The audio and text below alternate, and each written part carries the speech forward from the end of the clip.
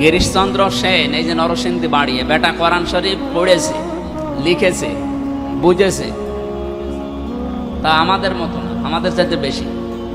ও যেহেতু শুধু বঙ্গবনাথ করে না, ও তাফসির পর্যন্ত লিখেছে। ওর জীবনী পড়তে গিয়ে দেখেছি ও কোরআনের তাফসিরও লিখেছে, এই গিরিশচন্দ্র সেন।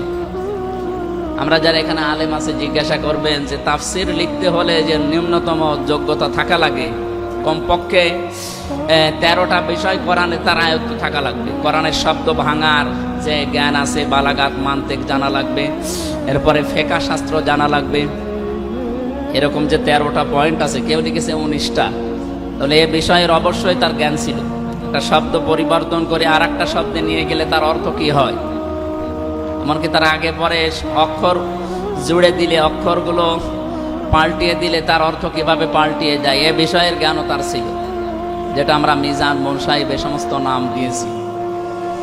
দ্বিতীয় নাম্বার, কোরআন তাহলে আমাদের চাইতে সে পড়েছে বেশি, বুঝেছে বেশি, লিখেছেও বেশি।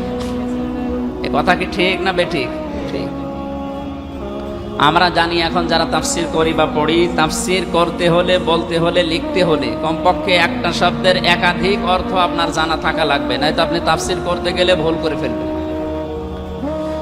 দরবা শব্দ দিয়ে আল্লাহ কোন জায়গায় কোরআনে দরবা দিয়ে উদাহরণ দিয়েছেন।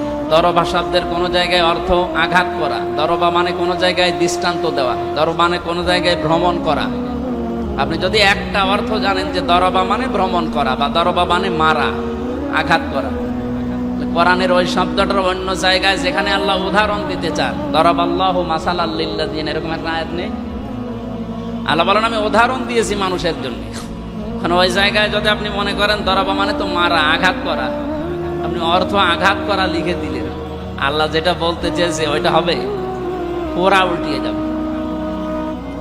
এরকম অনেকগুলো শব্দ আছে যে শব্দ একটা কিন্তু অর্থ অনেক, এ বিষয়ের।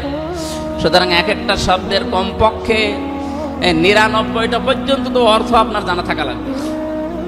আমি বন্ধুর আরবি মুখস্থ করেছিলাম। বন্ধু, সাদিক মানে আমরা জানি বন্ধু, রফিক মানে বন্ধু, যার মানে, যার শব্দের শাব্দিক অর্থ প্রতিবেশী হয়, যার মানে প্রতিবেশী, কিন্তু যার মানে বন্ধু হয়, কারণ সবচাইতে নিকটতম বন্ধু তো প্রতিবেশী, এই অর্থে। এরপরে আশিক মানে বন্ধু, এরপরে হাবিব মানে বন্ধু, খলিল মানে বন্ধু। এই সমস্ত বন্ধু শব্দের ভেতরে আবার পার্থক্য আছে। যাকে তাকে হাবিব, যাকে তাকে খলিল, যাকে তাকে রফিক বলা যাবে না। পৃথিবীতে একজন মানুষকে আল্লাহ হাবিব বলে ডাক দিয়েছেন, তিনি আমাদের নবী মুহাম্মদুর রাসূলুল্লাহ। আর একজন নবীকে তিনি খলিল বলে ডাক দিয়েছেন, তার নাম হযরত ইব্রাহিম খলিলুল্লাহ। কেন? এরপরে রফিক বলেও একজন নবীকে আল্লাহ ডাক দিয়েছেন। এখন এই বিষয়টা বোঝার জন্য এই শব্দের অর্থ হচ্ছে, হাবিব বলা হয় ওই বন্ধুকে যেই বন্ধুর জন্য আল্লাহ সবকিছু করতে পারে। যেন বিশ্বনবী মুহাম্মদুর রাসূলুল্লাহর জন্য আল্লাহ সব কিছু করতে পেরেছিলেন, এই জন্য তাকে নাম দিয়েছেন স্পেশাল ভাবে হাবিবুল্লাহ। এ নাম আর কারণে। খলিল শব্দের শাব্দিক অর্থ বন্ধু, কিন্তু এ বন্ধু বলা হয় ওই বন্ধুকে যিনি আমার আল্লাহর জন্য বা মালিকের জন্য সব কিছু ছাড়তে পারে, তার নাম খলিল। ইব্রাহিম আলাইহিস সালামের জীবনে সবচাইতে বড় বড় 9টা পরীক্ষা আল্লাহ দিয়েছিলেন, আর সব কয়টা পরীক্ষায় তিনি আল্লাহর জন্য পাশ করে ফেলেছিলেন। এই জন্য তাকে আল্লাহ খুশি হয়ে শেষ পর্যন্ত আগুনে ফেলে দেওয়ার পরেও তিনি পরীক্ষায় ফেল করেননি। আল্লাহ ওই সময় তাকে ডাক দিয়ে বলেছিলেন, তুমি আমার খলিল। কি নাম দিয়েছেন? খলিল। খলিলুল্লাহ অন্য কোন নবীর নামের আগে পরে আছে? রফিক মানেও বন্ধু। এ বন্ধু কোন বন্ধু? এ বন্ধু, এক বন্ধু বিপদে পড়লে আর এক বন্ধু ছুটে যায় তাকে উদ্ধার করার জন্য জান প্রাণ দিয়ে, এটার নাম আরবিতে রফিক। এরকম বন্ধু দুনিয়ায় কম। আপনি কি কথা বুঝতেছেন? সুতরাং এরকম আমি 99টা অর্থ পড়েছিলাম শুধু বন্ধু। তাহলে কোরআনে কারিমের কোনটা কোন জায়গায় ব্যবহার হচ্ছে এইটা আপনাকে জানা থাকা লাগবে আগে থেকে, আপনার এই ব্রেনে থাকা লাগবে। নয়তো আপনি আন্দাজে একটা শব্দের একটা অর্থ জানেন, অন্য জায়গায় অর্থ আসলে পাল্টিয়ে যাবে, শেষে আপনার ইমানই চলে যাবে। এই লোকটা আমি বিশ্ববিদ্যালয়ে থাকাকালীন ওর জীবনী পড়ে যা বুঝেছিলাম, ও তাফসির যখন লিখেছে তার এক একটা শব্দের ওর কমপক্ষে কত 99টা অর্থ ওর জানা ছিল, নয়তো অর্থ আপনার তাফসির করতে পারতো না। এখানে যত বড় জ্ঞানী মানুষ হোক, আমরা কোরআনের যত বড় জ্ঞানী আলেম হই, আপনি যদি কোরআন শরীফের সামনে এনে বলেন যে পুরাটা একটু তাফসির করে দাও তো, প্রত্যেকটি শব্দের অর্থ বলো না, আমার দ্বারাও সম্ভব না। এ বাংলাদেশেও পারা মানুষ খুব কম আছে। আমি পড়েছি পুরা কোরআন শরীফের প্রত্যেকটি শব্দের অর্থ আমি পড়েছি, কিন্তু এখন আমার আর মনে নেই। এখন আবার স্টাডি করা লাগবে, দেখা লাগবে, নয়তো আমার মনে আসবে না। আর বেটা হিন্দু মানুষ, পুরা কোরআন শরীফ তার কিভাবে আয়ত্ত ছিল? আয়ত্ত তো এমনি এমনি হয়নি, অবশ্যই পড়া লিখেছে নাকি? না পড়লে কি আয়ত্ত হয়েছে? আমি যে এই যে আয়াত, পারা, পৃষ্ঠা, লাইন বলি, এক একটা সাবজেক্ট বলে দিলে আমি জানি যে এই আয়াতটা অমুক পারায় আছে, অমুক লাইনে আছে। একে আল্লাহ এমনি এমনি দিয়ে দিয়েছে নাকি আমার পড়া লিখেছে? আপনি হয়তো এক আয়াত 10 বার পড়েছেন, ওই আয়াত আমার 100 বার পড়া লিখেছে, তারপরে তো আয়ত্ত হয়েছে নাকি? নয়তো আন্দাজে সূরা ফাতিরের 22 নম্বর আয়াত বলেন, আমি কিন্তু বলতে পারবো যে এই সাবজেক্টের এই আয়াতটা। সূরা ফাতিরের 28 নম্বর আয়াত বলেন, 28 নম্বর আয়াত যখনই বলবেন সূরা ফাতিরের, আমার আগেই ব্রেনের ভেতরে আসবে যে এই আয়াতটা আলেমদের সম্পর্কে আল্লাহ নাযিল করেছে। ইন্নামা ইয়াখশাল্লাহা মিন ইবাদিহিল উলামা। আল্লাহ তাআলা বলেন পৃথিবীতে সবচেয়ে বেশি ভয় আমি আল্লাহকে করে আলেমরা। কারা? এখন এই আলেমরা যে ভয় করে, এই আয়াতটা কি আমার ব্রেনে আগে আছে নাকি আমি এখন নতুন করে তৈরি করছি? আগে আগে আগে নেই।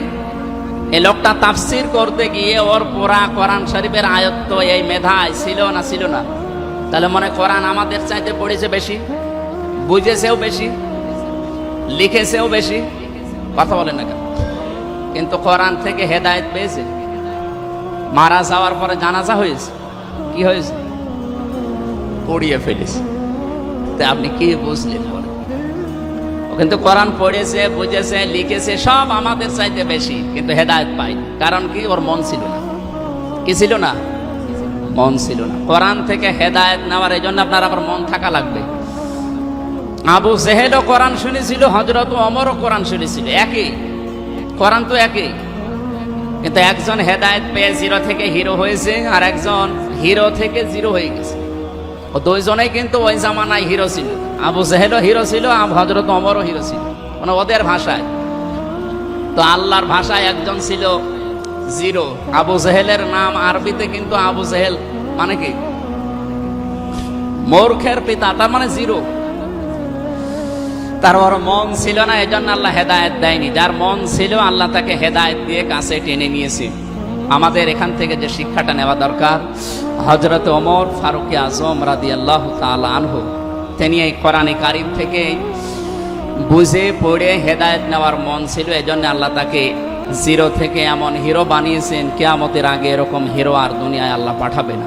আমাদের উচিত কোরআন থেকে আজকে যে 70টা পয়েন্ট বলবো, অল্প সময়ের ভেতর হলো আজকে বলবো, আমরা যেন কোরআন থেকে হেদায়েত নেওয়ার মন মানসিকতা নিয়ে এই অপরাধগুলো ছেড়ে দিয়ে অন্তত তওবা করে আল্লাহর দিকে যেন এইভাবে ফিরে আসতে পারে। হযরত ওমর যেমন থমকে দাঁড়িয়ে ফিরে এসেছিলেন। ফিরিয়ে নিয়ে এসেছে কি? তাকে ফিরিয়ে এসে কিসে? জোরে বলেন। কোরআন। যে কথাটা শর্টকাটে বোঝাতে চাই সে বিষয়টা হচ্ছে, কোরআন থেকে হেদায়েত নেওয়ার মতো মন আপনার থাকা লাগবে। আমি আজকে কোরআনের কোটেশন দিয়ে, দলিল দিয়ে ঠিক ওইভাবেই বলবো। আপনার যদি মন হযরত ওমরের মতো থাকে, অবশ্যই আপনি থমকে দাঁড়াবেন, দাঁড়িয়ে কোরআনের কাছ থেকে হেদায়েত নিয়ে ফিরে আসবেন।